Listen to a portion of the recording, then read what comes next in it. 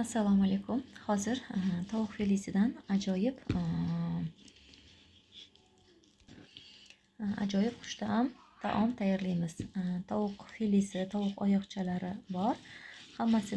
Tovuq oyoqchalarini hammasini mana shunaqa tarzda kesib olamiz. Bunaqa kesishimizning sababi ziravorlar sepganda, mayonezlar bilan aralashtirganda yaxshi ichlarigacha tuzlari kirib, shirin ta'm berish uchun hamma tovuqlarni mana shunaqa kesib olamiz.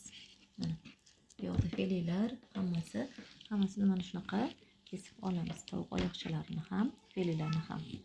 Mana отдельно idishchamizga solib olamiz. Mana hammasini bo'lak boshqa idishlarga solib olamiz. Keyin yaxshilab marinovat qilamiz. Mana bularni ham mana o'rtasidan kesilgan hammasi.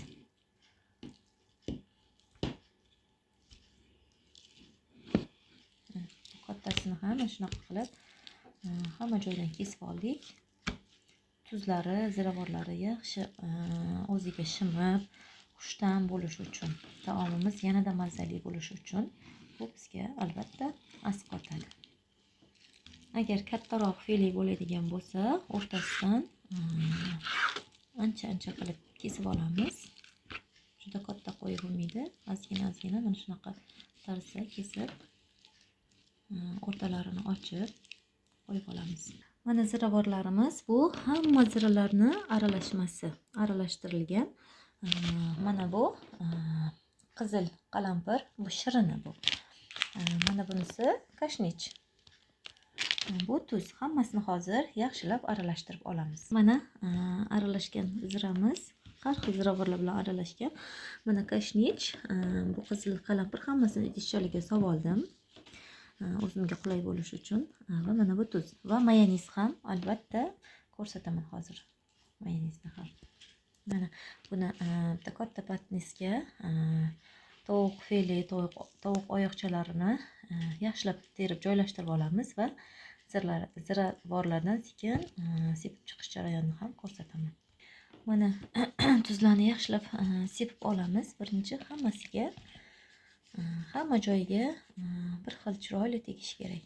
Hammasiga mana shunaqa tarzda tuzlarni sepib chiqamiz. Keyin ziravorlardan birini xuddi shunaqa shaklda sepib chiqamiz. Tuz sepilish jarayonidan. Mana endi hamma ziravorlar aralashganidan birma-bir sepib chiqamiz. Keyin kashnich va qizil shirin bulg'or qalampiridan maydalangandan ham hamma joyga sepib aralashtirib olamiz hammasini. Mana shunaqa tarzda hammasi shu tarzda sepib chiqiladi. Mana orqasiga ham, oldiniga ham. Birinchi tuzlandi, keyin har xil ziravorlar bilan hamma joyini ziravorlab chiqyapmiz. Mana azizlar, hammasini aralashtirib, ziravorlar, tuzlar hammasini aralashtirib oldik. Endi mayonezga navbat. Hozir mayonez sepib aralashtirib olganimni ham ko'rsataman.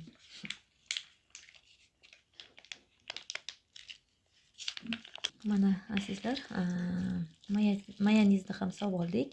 Endi yaxshilab hammasini aralashtirib, marinovatlab ustini yopib qo'yamiz.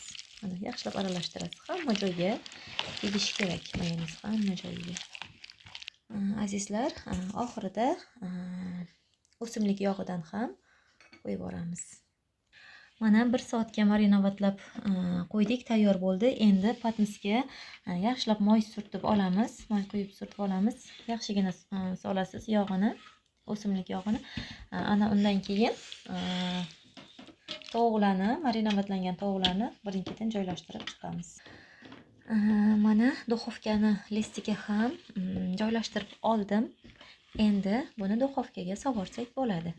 Pishgandan keyin ham albatta ko'rsataman. Mana azizlar, mazali tovuqlarimiz ham tayyor bo'ldi. Mana juda ham ajoyib, ustlariga ko'katlar bilan qilib qo'ydim.